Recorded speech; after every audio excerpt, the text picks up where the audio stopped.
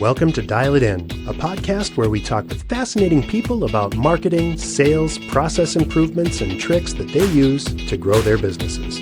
Join me, Dave Meyer, and Trygve of BusyWeb as we bring you interviews on how the best in their fields are dialing it in for their organizations. Let's ring up another episode. So before we get into our guest today, I have a funny story that I wanted to share. And I can't share it at home. I'll tell you why I can't share it at home in a second. I went to an event last night with Shabazz, who's a guy who works here with you and me, right, Dave? Delightful. And it was a networking event, and we were talking to a group of three ladies, and one of the ladies started winking at me and blowing me kisses. And I was like, I still got it. Are you sure? You're sure she didn't have like something in her eye or something like that? You're not here yet. Be quiet. So I was like, hey, this is great. And I walked out kind of feeling good about myself. And Shabazz is like, hey, she was waking you. It's like, yeah, that's great. And he's like, you're going to tell your wife? I said, no. It's like, are you sure? You might get caught. I was like, no, see, the problem is with my wife, and I think this is true, is if I told my wife that, hey, I went to an event, a lady was making eyes at me, my wife would be like, great, where are you guys going at? And they're like, that's not even fun anymore. So, what's your wife's name? I've never met your wife. Shut up. We haven't even introduced you yet.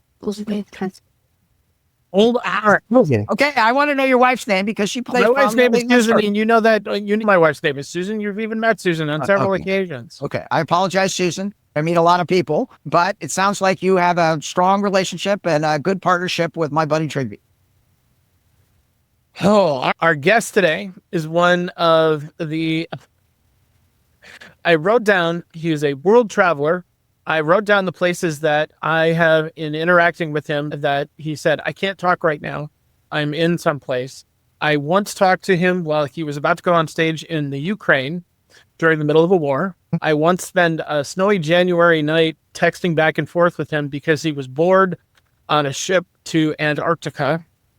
Oh my. And, okay, don't tell Susan that. All right, but yeah. No, she was there. She knows. Okay. And I once caught him after he'd been drinking in England because he only drinks in England.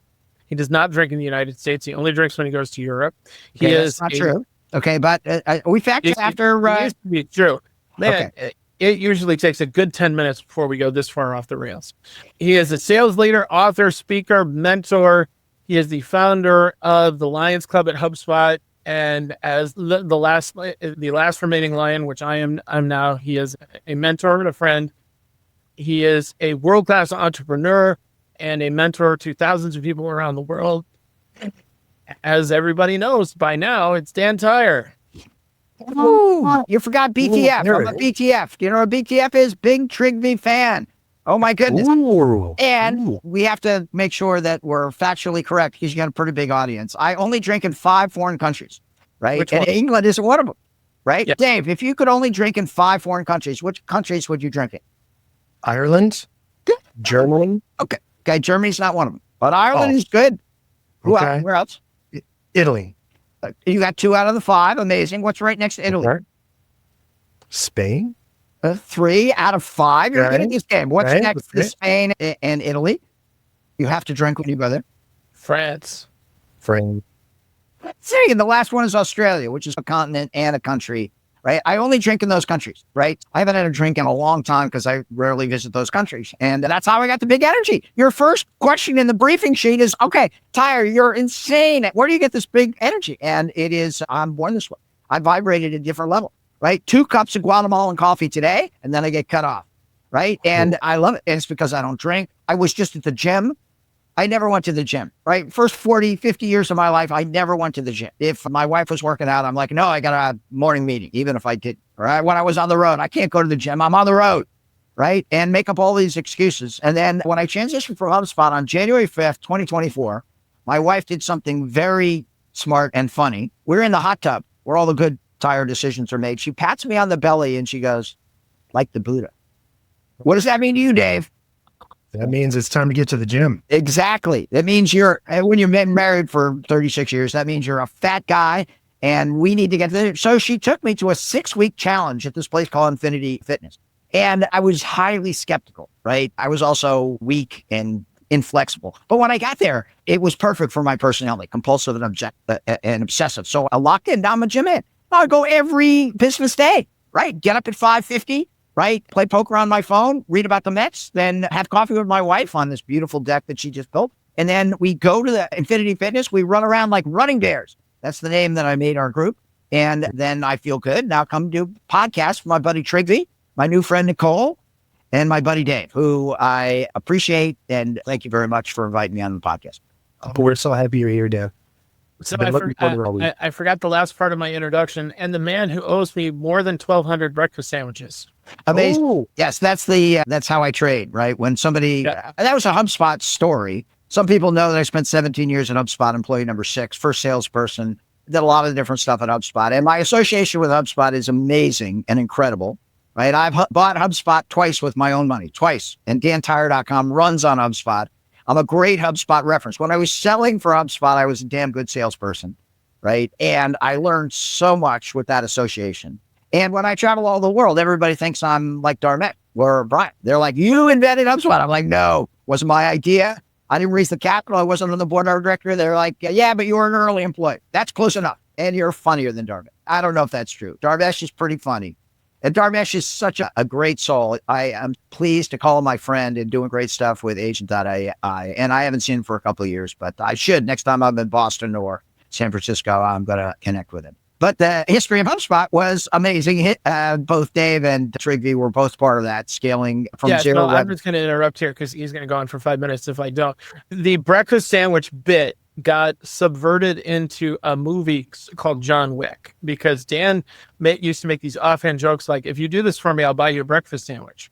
And it became one of his catchphrases. And they got to the point where we started giving him crap about not buying breakfast sandwiches. So then he started buying breakfast sandwiches. And now, in this subset of the community, now people will literally do you favors if you buy them a breakfast sandwich. And I think I have expensed probably $200 of breakfast sandwiches this year. But I bought you one. Have I ever bought you one, Trygve? Where? Inbound 2019. Yes. Okay. We were on the conference floor. I was in the middle of having a meltdown because it was my first time at Inbound. The first time at Inbound, it was like going to Vegas. And it was an assault on the senses. And I remember sitting there and going, because I'm a compulsive gambler and I haven't been in a casino it would have been 15 years by the time I went to Inbound. And I was not prepared for this pink assault on my senses and everything all around you going on all at once. And while I was doing that, Deepak Chopra was talking about the birth canal.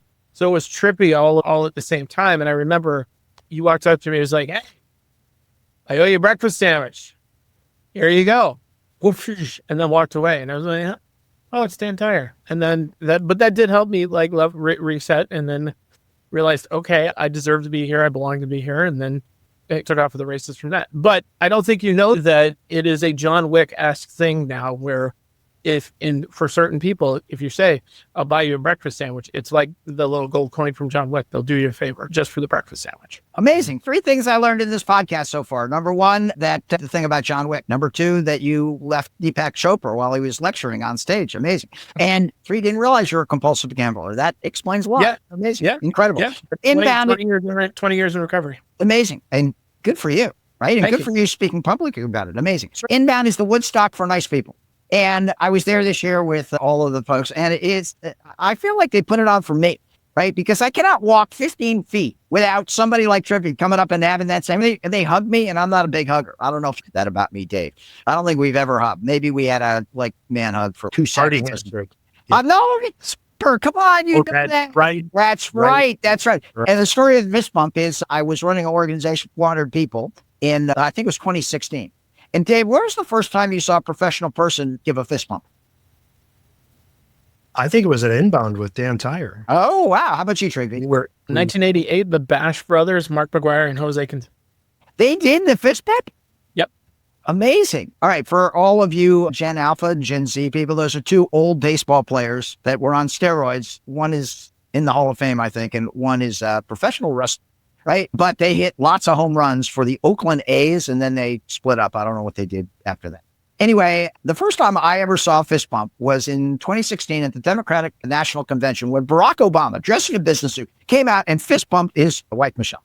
And amazing and incredible. And so I thought it was pretty cool. So I was working with 422-year-old people, right? And so I shamelessly stole it from Barack, right? And so I started fist bumping everybody in my organization, and the young adults loved it. They're like, okay, that's really cool. An old guy with gray hair fist bumping people. And it lasted about 2 weeks, and then I went back to shaking hands, and they're like, whoa, bring that fist bump. I'm like, no, it's run its course, right? Jump the shark, it's no big deal. They're like, no, we like that fist bump. And I'm like, why? And they're like, it's our generational kind of thing. It's like very important. Like it distinguishes you. And they were all right. And so I kept it. And now it's been going on for, 10 years? I've been fist pumping people for 10 years. And it works in a lot of different places. Not so good in Japan. In Japan, they think I'm going to punch them. Right. And so I got to go in slow. And then sometimes I hold it out. I just met a billionaire in Bogota. You ever meet a billionaire, Dave? I don't know that I have. How about Not you, in Trygve? person. I know one. Yeah. Okay. This is my 12th, right? Because I'm the Forrest Gump of technology, worked with Steve Jobs and Bill Gates and all kinds of stuff. Yeah, I know you're saying that to be funny, but that's probably a really apt description of you. It is. It is. Yeah. I do a lot of things. You guys know that. I go a lot of places. My mantra is to do the most good for the universe. Let's get that out there. What happens when you try to do the most good for the universe? Good things happen. Amazing. Returns. Exactly. I'm the luckiest guy in the world. I tell everybody. I've been married for 36 years to the smart Tyre. If you want wisdom, you invite Amy Tyre to this podcast, right? I'm just the big energy. And I clip all our greatest hits, right? We're sitting at breakfast the other day. Amy's, don't steal my content. I'm like, wow, we are an inbound house. I loved it. And she's, now I said that 15 times. I'm like, I give you attribution. Amazing. I have been highly successful in business, 6 startups in the last 46 years, 2 unicorns. HubSpot, my greatest hit. But before that, I took a company or was part of a company and went from $100,000 to $1.4 billion. And now, like, everybody wants to be me. Right? I go all over the world, having a boatload of fun, meeting all these people, get all this credit for what the community does. I have gotten so much credit for the HubSpot Academy Bootcamp, which Trygve worked as hard as I did to train all of these people. And everybody's, this was the greatest program ever. I'm so appreciative. That's why when I'm at Inbound, I'm walking and people are like hugging me like Reese Witherspoon or John Cena. It's insane. And it's so much fun. All I got to do is hug them back, which I'm not a huge fan of, but it's so endearing because doing more good for the universe is my passion. What people don't understand is it's a great way to lead your life. Right? All these people want to control and need more money and stuff like that. If anybody can tell me what you could do with you could do $1 billion, you can't do with $100 million, let me know.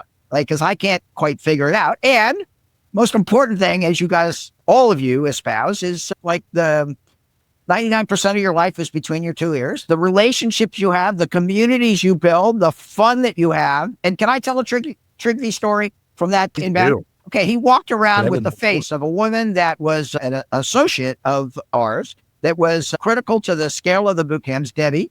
And because she couldn't attend inbound because she was from Kenya, he walked around with her face and took 100 or 150 pictures of Debbie.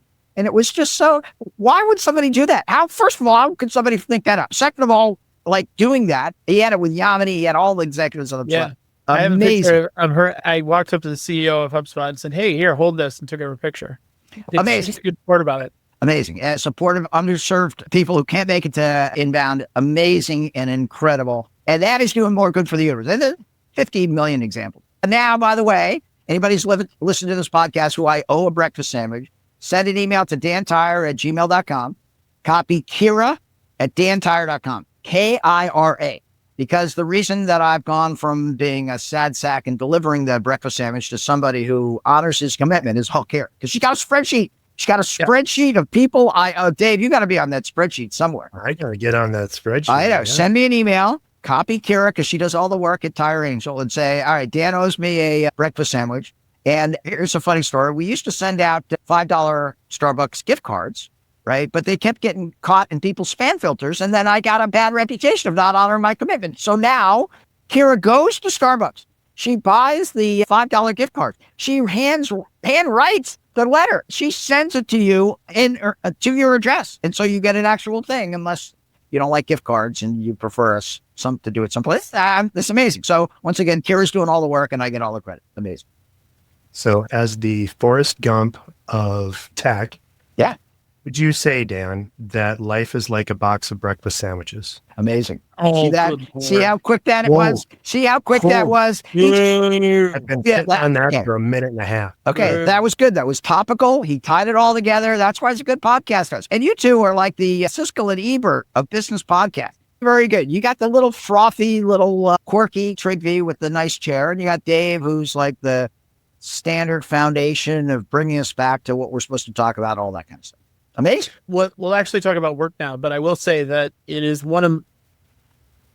I've learned in life that sometimes honor and things that are only important to you are the most meaningful things. And so since I have taken over some of Dan's former responsibilities at HubSpot, at HubSpot Academy, I pay for the breakfast sandwiches out of my own pocket. And they got really upset with me that we kept talking about it. And I said, I don't care. We're still doing it because this is important and we still do it. The thing about a breakfast sandwich is, first of all, everybody likes it. Yeah. Right. Do you like breakfast sandwiches, Trygve? Yeah, absolutely. Dave, do you like? Absolutely. Do you know anybody who doesn't? I like people's face light up. It doesn't matter if you're a bacon person, a sausage person, or a veggie person. A breakfast sandwich, first of all, it's quirky. Second of all, it costs $3, $3.40 actually, because I buy a lot of them. And like people do anything. And the reason I did it was that pretty much like you, Trygve, is because when I was doing a fist bump with 422 something, I needed some motivation that was quirky and I had no budget. And so anybody can reach, nearly anybody who's privileged living in the United States can reach in their pocket and pull out $3.40 and people would smile. And I love making people smile. I love making them feel good. My whole brand, right? Doing the most good for the universe. And in a dark world where everybody's telling you, blaming, this person's fault, it's them, all that bullshit. What I want to do is I want to make sure that you're Dave from BusyWeb. You can do anything, right? You're Trygve from BusyWeb. You can do anything, which I say a lot, right? But it's true. And in you guys' cases, you got your life career. If you ever feel like a slug, if you ever feel imposter syndrome, you text me. I can give you off the top of my head the 10 reasons why you're a world beater, David. Trygve, I can go 25 with you, right? And I just want you to remind, I tell all this, especially our women business leaders, right, who grow up with the socialization. At least this is my observation. I've never been a woman. And so I don't want to do the mansplaining thing, right? But my observation is women are raised to be perfect. And they obsess about what's going to happen. My favorite story is my friend Kristen and Leo in the very early days of HubSpot.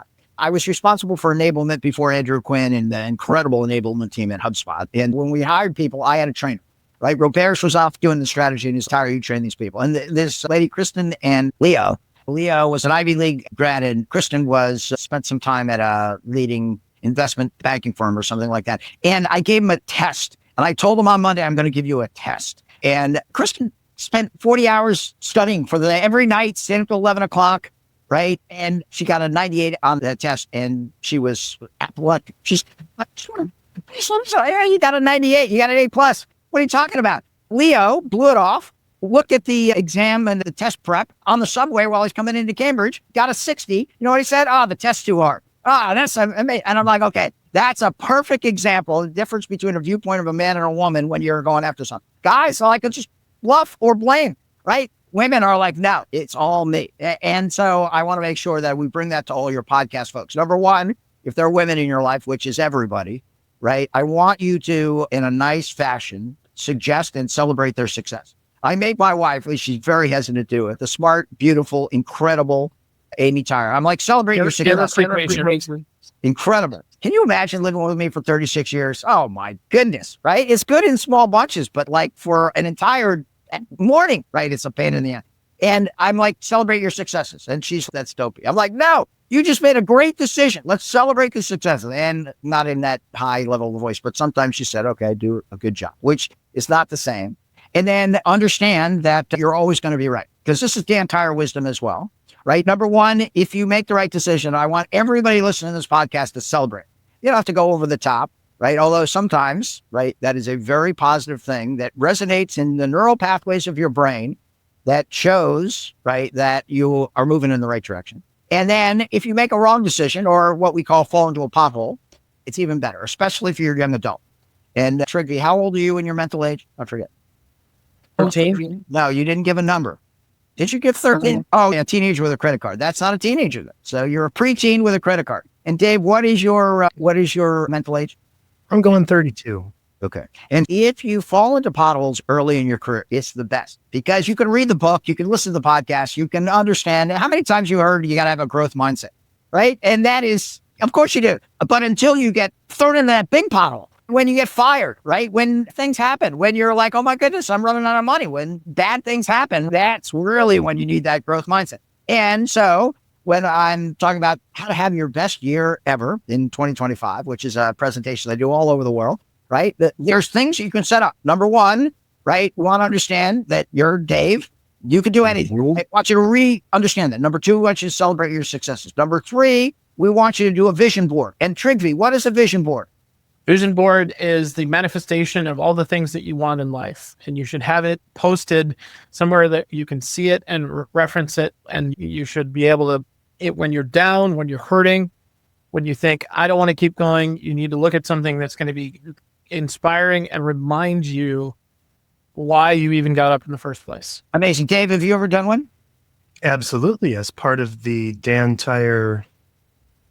I can't remember. I think that was a Trygve wrinkle where I actually forget, but it was an essential part and people loved it, right? Some people were a little slug and did a half-assed job, but a lot of people like really leaned into it. I've gotten pictures of hundreds of people who did vision boards and they look at it and their kids are on it and like nice cars and places they want to go and travel. And there are some classic ones that Trygve put in the slide deck that were just inspiring to everybody. So you need that. Then you need a good playlist. Dave, do you have a good playlist if you're feeling like a slug that when you listen to it, you're like, okay, I'm ready to get Absolutely. Playlist. What kind of music is on? Oh, all upbeat, gym rat kind of music. Ooh, and like what? Give me your rock and roll. stand. Let's see. So going old school would be like Don't Stop Believing. Okay, right? that's Fleetwood Mac. You're a Fleetwood Mac guy. You are a boomer. Okay, Yep. no more Absolutely. Generation Alpha. I'm a Sweet Emotion guy. Sweet by Aerosmith. Aerosmith, absolutely. I taught Steve Tyler how to fire his manager in 1994, which is another tangent story. I don't have time for. There's a story. Yeah. I know, but amazing. And so you have to have a playlist. Then you have to have a shameless self-promotion folder or file. Have you ever heard of that? Yeah. Okay, so Dave, you get people sending you emails all the time, right? They send you stuff and they say, thank you so much. Thank you for doing this. Thank you for doing this. I want you to have a folder. Do you have a folder of all of those? So if you're feeling like a slug, you can go in and say, oh, look at all these nice things that people said about me. I don't think I do anymore. All right. I'll send you something. Thank you for allowing me to be on this podcast. And I'll be your first email in the Dave Shameless Self-Promotion file, which is, it's an actual thing. And the final thing is I tell people you got to exercise, you got to sleep, right? You've got to eat well, and then find 3 people.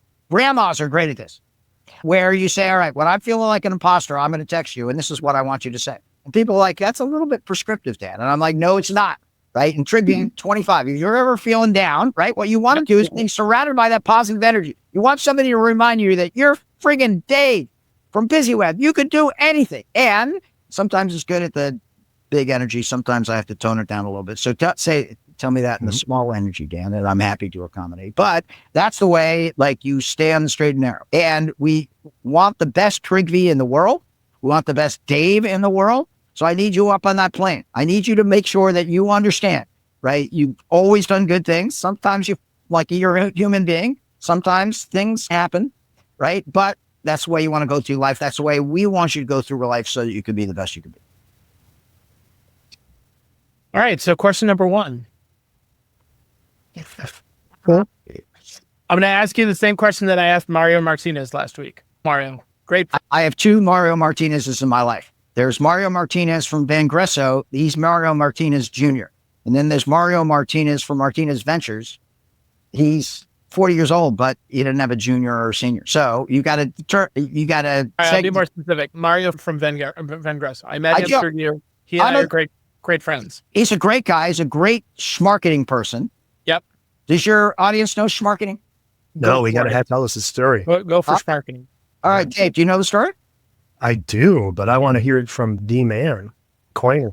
All right. Who invented Smarketing, Trygve? You did. Boom. It wasn't just me. It was me and Mike Volpe. And who's Mike Volpe? Dave, you know this. I don't. You don't? Oh, he's the first CMO of HubSpot.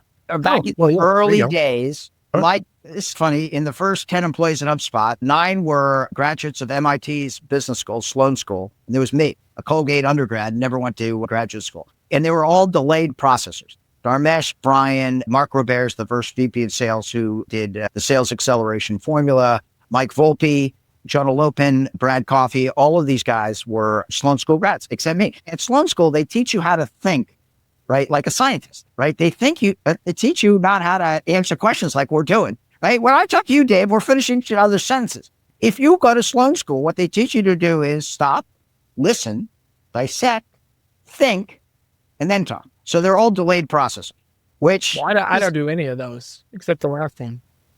It's disconcerting. Like, they'd be terrible podcast hosts or guests because there'd be 3 minutes of dead time because they'd be thinking. And they give you the eye when you, like, just answer.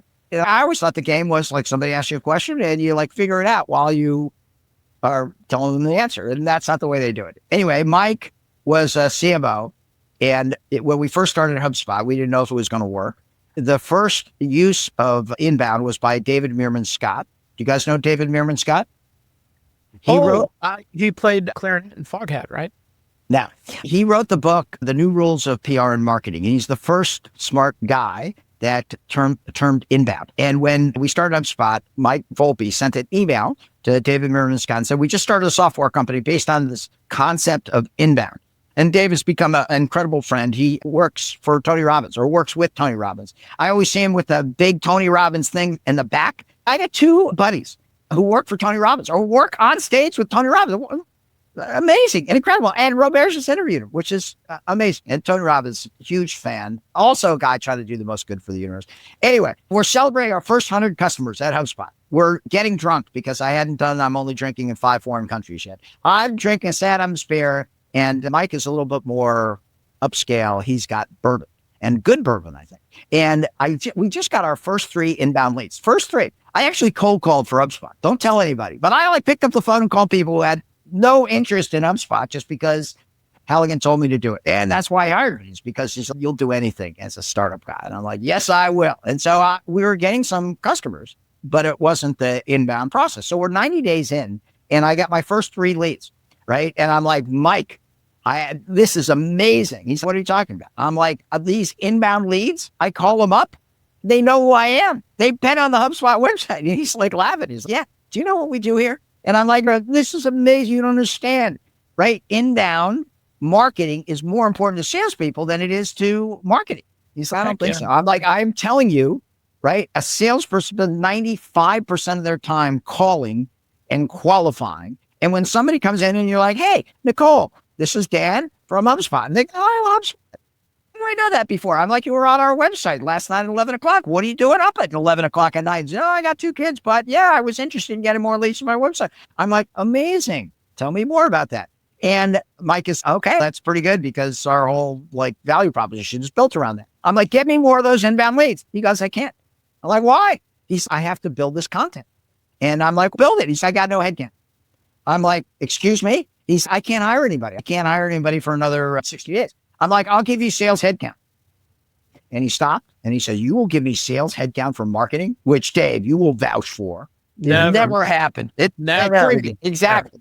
He says he's 50, but looks like he's 14. But I'm not 50 yet. Okay. All right.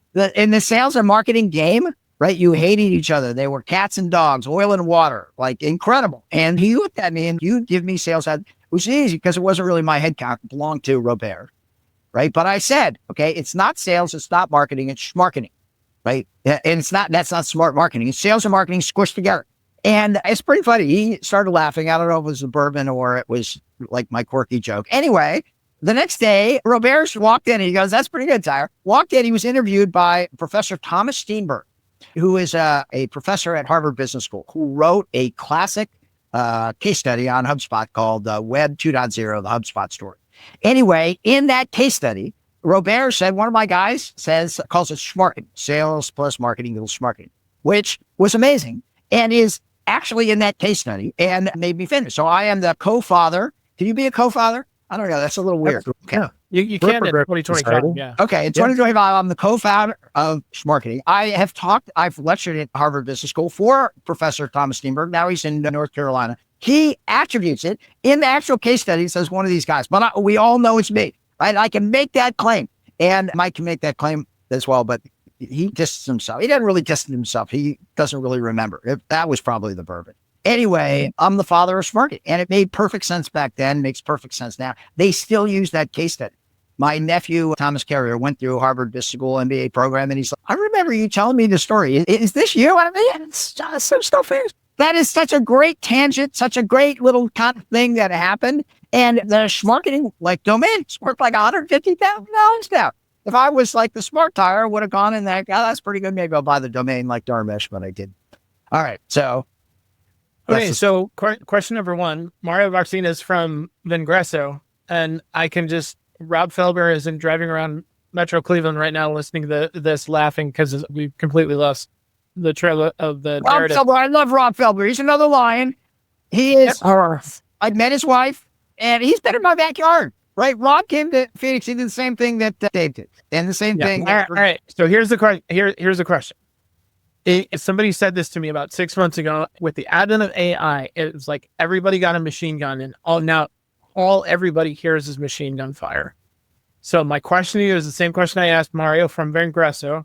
And by the way, I'm going to say this before I lose control of the narrative. There aren't a lot of Foghat songs that feature the clarinet, so I'm glad Mike landed somewhere good. So back to the question, though. In an age where the content has amplified and it's almost universally bad and the world couldn't be louder, how can you make relationships and how can you sell in this environment? Oh my goodness, this wasn't in the briefing sheet, and that's a good question. And no one knows who Foghat is, so you got to do Post Malone or something like that. Come on, Trygve. All right. Well, he needs to get a deeper Spotify account then, if they don't know who Foghat is. AI changes everything. Yeah. Really amazing and exciting. What I find working through business leaders, I work closely with Mark Roberge and Sean Poe and Jay Poe at Stage 2 Capital, a venture capital fund. And I have Tyre Angel, which is the 22 companies in my portfolio that I've invested over the last 10 years, is that it's somewhat misunderstood. And most people are using it personally in an ad hoc fashion. Mm-hmm. And do you find that, Dave? Is lots of people are just testing things? And the statistic is now very viral that 90% of the early AI projects have been summarily unsuccessful. And so what I find is what people want to do. It's kind of, I don't really like your war imagery, but I do the analogy that there's a lot of things going on. There's a lot of noise, right? And what we're trying to do is we're just going to move from ad hoc use of AI to level 1 AI. And what is level 1 AI? For me, that is picking the 3 to 5 use cases that are strong business use cases that if you could solve would save you a lot of time, effort, and money. A recap to your clients every week of what you did for them and where they are in the project plan. A recap every week of the value of your Smarketing efforts. A recap every week of the productivity of your senior executives in the priorities based against the KPIs that they have. And people are like, okay, that's really smart. And I'm like, let's pick the use cases that will actually have value so that you don't spend, I don't know, $50,000 and have nothing to show for it. The next thing I want to do is, it's almost October. In October is planning season. And for all of our portfolio companies, we ask them to have a document for internal use of AI and external, bring it to the customers, because companies that don't embrace AI are going to be left in the dust. And it's the right thing to do, right? It helps reduce costs. It helps increase productivity. It helps enable your employees to understand how AI works. And in ad hoc, it's just going to ChatGPT or Claude, or I'm a Gemini guy. Right? With level 1, you're going to have some level of standardization and some level of this is how we're going to apply it across the board so that everybody can share both the prompts as well as the information as well as the output so that we can have that continual improvement. So in the planning season, what we want to do is understand how AI is going to influence your headcount. And what that means is that it's going to either improve productivity or it's going to impact, you're going to clearly identify on the income statement. No, I'm not going to hire this person because Trygve can now use AI to find his next 30 most qualified leads. He's going to use the agent.ai prospect finder, which is a real thing on Dharmesh's agent.ai website. And we're going to understand what the benefits are going to be internally to our organization. And then once you have both the use cases and the cost savings, right? Now we move to that level of standardization, which I think is going to be a little tough because some people are like, no, I love Chat GPT. Don't take my Chat GPT away from me. But if you're feeding information, and Dharmesh has a great podcast on this, if you're feeding information into your LLM to make better business decisions, then it can be highly effective to choose one standard way that you're going to use the information that you're feeding into AI. And that will help us lead to level 2. I think there'll be a little bit of issues in regard to people feeling like you're taking away their AI. But I think that when I'm talking to customers, when I'm talking to our portfolio companies, they're like, that's exactly what we want. We just want a little bit of control. We want to understand what our best productivity use cases are going to be. We're going to understand what our customer wants. Right. And spend a lot of time in inbound saying, all right, if I could write any AI agent for you, the custom agents for HubSpot are really cool. And custom objects, AI app objects is really cool as well. And I'm like, okay, if there's one thing, what are you thinking about all day today that if I could solve it with an AI agent that it'd be worth tens of thousands of dollars? Everybody had an answer. I'm like, all right, let's figure out how we can utilize HubSpot technology to build that. Right. Because then you have a big AI win.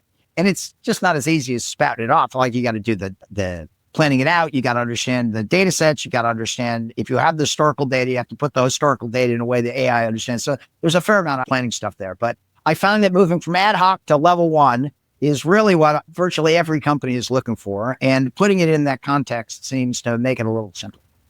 Well, that explains a lot of what we're seeing in the market and what Trygve was alluding to before, though, where if people are just being ad hoc about it and they're just kind of, I'll try this, I'm going to create a blog post, and they just go into HubSpot's blog post creator and they say, make me a blog post, you're going to get crappy stuff, right? You will.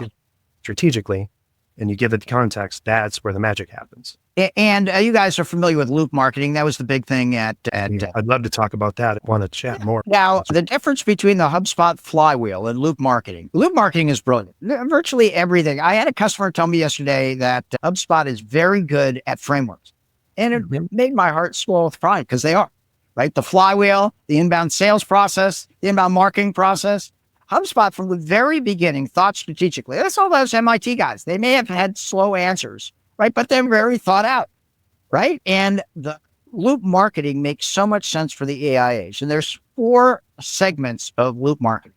It's powered, the whole idea is humans, right? Which you guys are great human beings. The first is express. And this is a starting point where you define your brand's unique identity, voice, and perspective.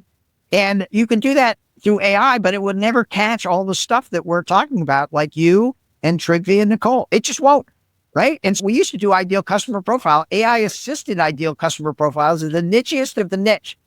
And Trygve has heard me say this 50 times that the riches are in their niches. What do we say in the UK?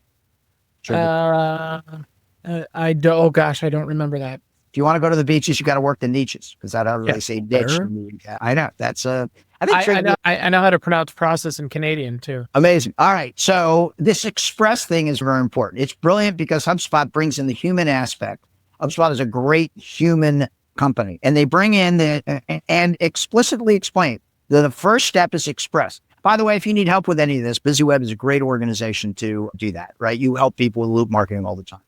The second thing they do is tailor, right? So it's express, that is, get your ideal customer profile, identity, voice, and perspective. And that used to be fairly broad in 2020, the beginning of 2025. Now, I work with barbers that have 3 chairs in Phoenix, South Phoenix, and looking to get 15 more customers in the next 2 weeks. Does that sound like you? And people are like, no, I got 2 chairs. I'm like, all right, I'm not going to work with you. That level of detail. I just went through this with an entrepreneur in Phoenix. He said, I'm working in the semiconductor industry. I'm like, good. All right. How many companies there? He's like 3,000. I'm like, let's narrow it down a little bit. You got 2 people in the company. What kind of semiconductors? Where? What location? How big? And Trygve's an expert at this. The ideal customer profile, but on AI, it's on steroids. Because when I reach out and when I say, Nicole, I work with podcasters who've been doing this for about a year and want to triple the number of listeners and visibility that they have. Does that sound like you? She said, yeah, that sounds exactly like me. And as Trygve knows, that's not an opinion. That's her lizard brain, right? That is actually dopamine. That's chemicals, right? And in the AI age, I can understand and dissect exactly what some people want. So the express thing takes a little bit of time, and it's helpful if you got an outside voice. The second thing is tailor. And this is where the technology really helps. The tailor stage is focusing on personalization of message and scale. In the old days, Trygve and I talked about putting Dave, something like that was the customization in the subject line. Today, it is the entire sales process, building out the workflows, dropping the sequences, making sure you're including LinkedIn, SMS, all this kind of stuff. So it's relevant to an individual specific needs, behavior, and position in the journey. Because what you find is that if you're spot on with somebody's in their education journey or consideration or decision maker, then they respond very positive. Because it's science, there's no other way to do it. The third step in the loop marketing framework is amplify. This is diversify where and how you show up. And it used to be that you put it on your website, right? One of the things that I found in the AI age is it's not only website, right? It's social, of course. It is how you show up for live events, which people love in 2025. Right? It all has to be consistent, has to be optimized, right? But it still has to be a human, right? The things that you guys bring out is got to be essential, right? Like it has to be your brand. And if it's not, your brand is slightly different, right? Then it could be difficult. And what I also learned is AI is wrong 11% of the time. And I didn't realize that. So you're feeding the engines. This is another piece of thing that I realized. That I used to tell all of our portfolio companies, you have to have top of the funnel conversions for people to come to your website. But now you actually have to have more bottom of the funnel because your AI is the search engine. And AI is going, go to BusyWeb. BusyWeb is the first for people in Minneapolis where if you're trying to scale your business, they can do the Smarketing thing and they can help you with AI loop marketing. And so when you go there, they already know that you're the people and they're like, okay, I want to talk to Trygve. Then so you have to have a big button in the top of the folder that says talk to Trygve. Or talk to one of our consultants or something like that. Mm-hmm. The final piece of loop marketing is evolve. And that's real-time optimization, real time. And so the idea of having like quarterly campaigns and stuff like that. I know, Dave, you've always been on the cutting edge of this, but you remember we had annual campaigns where we ran the same campaign for a year, right? Yes. 2009 came around and we're like, okay, we can't do that anymore because the changes that. And then in 2025, it's changing every week. It is updated and understanding what's going on in the political environment and what's going on in economic circumstances and understanding and focusing on a particular area or event or something like that. And having the KPIs and the ability to pull all that data is amazing. In this loop marketing, where do they go on your website or how can they find out more about loop marketing if they're interested in your podcast? Right on the top under services. So you go to busyweb.com and then right under services, the first thing is loop marketing because it's important. They should, I totally agree. They should have called it loop marketing. They should have called it loop Smarketing, but they didn't because it's not just marketing. You think of it in marketing, but today marketing is everything. Marketing is growth. Marketing is brand. Marketing is engagement. Marketing is lead generation.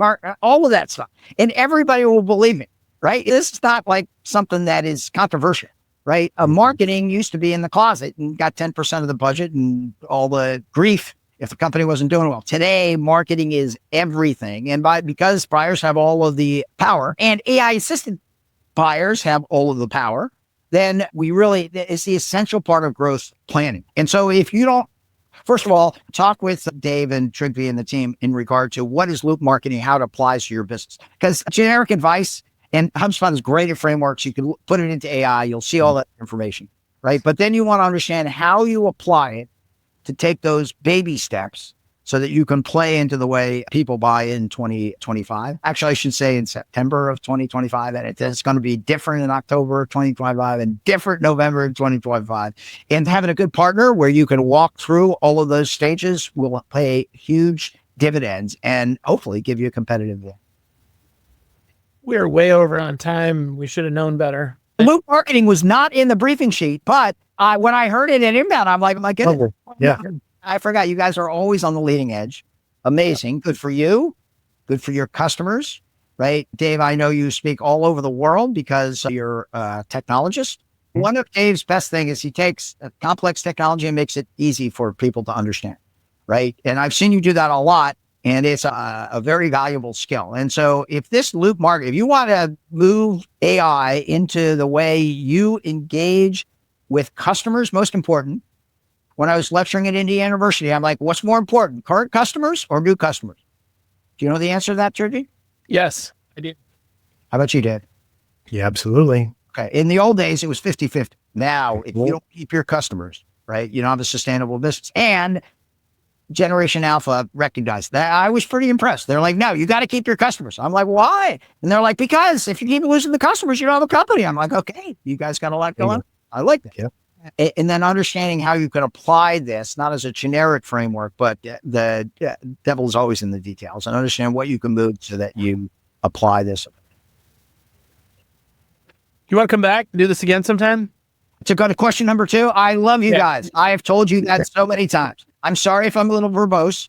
I tried to. Perfect, Dan. This is exactly what we hoped. It's a full, you know what? long experience. I know we're trying to wrap up, but over Dan's shoulder is a picture, and he alluded to it in the setup. Can you tell us that little story as we get How ready? did Muhammad Ali get his first website? Yeah, everybody know Muhammad Ali. At one time, he was the most recognized human being on the planet. Today, most people know who he is, but it's for Generation Alpha. It's not like it was for you and I, Dave, right? Mm-hmm. And maybe you, Trygve, although I'm not sure if you're really 50 years old. Anyway, when I was a kid, Muhammad Ali was the man. I'm and not he was 50 yet.